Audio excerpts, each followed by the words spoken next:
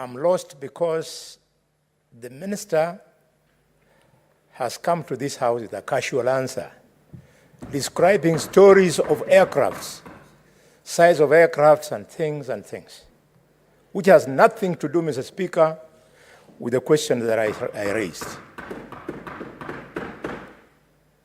This casual answer, Minister, you know, you and I, we enjoy leadership positions in this government.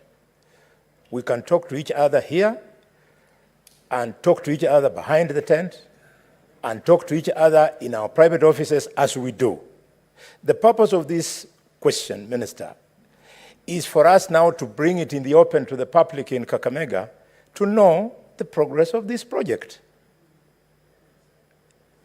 The seriousness, Minister, is that 611,000 people voted for President William Ruto against 955,000 for Raila Odinga.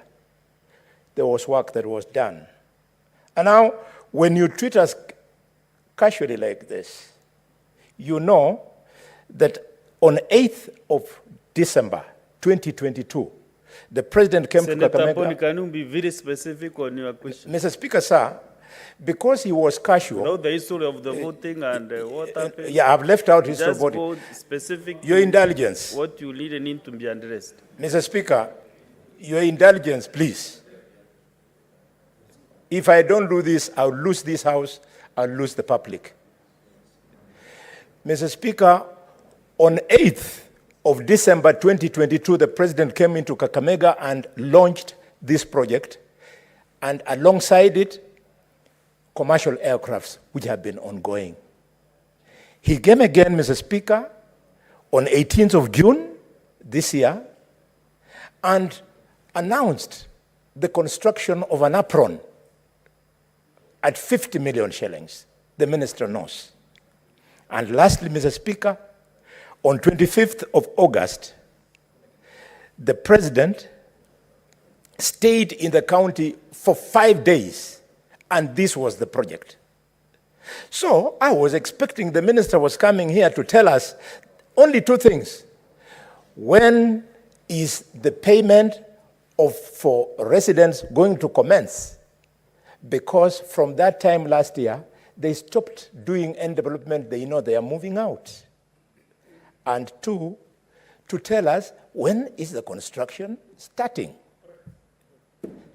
That is called, Mr. Speaker, sir. Pertinent questions, and I think they are very indirect. Yes, Mr. Speaker. Yes. Mr. Speaker, I feel extremely offended that this is how we are treating the public that gives us the same money that we use to develop projects. You wait for the answer, Senator Bony, and then you can maybe react later on. The Speaker,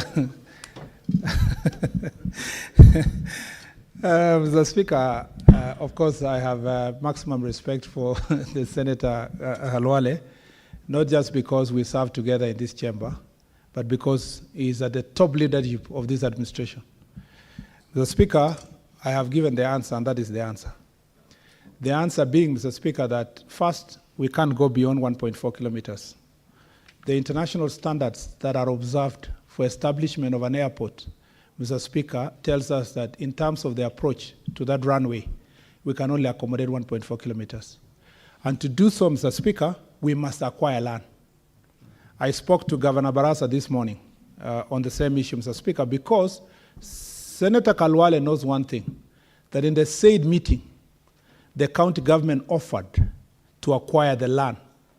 And Mr. Speaker, that is why there was a meeting between KAA, KCA, and county government. The answer is very clear. It says, Mr. Speaker, that the acquisition of land can only be achieved under the law through the National Land Commission. Mr. Speaker, the answer is also very clear, that to achieve an international standard, a different place must be sought to establish an international airport. An international airport, Mr. Speaker, cannot be built in the location where we have, and with the expansion that is needed, it would require billions of money to even try to move people. Mr. Speaker, that is our government, Honorable Khalwale. That is the situation we found ourselves.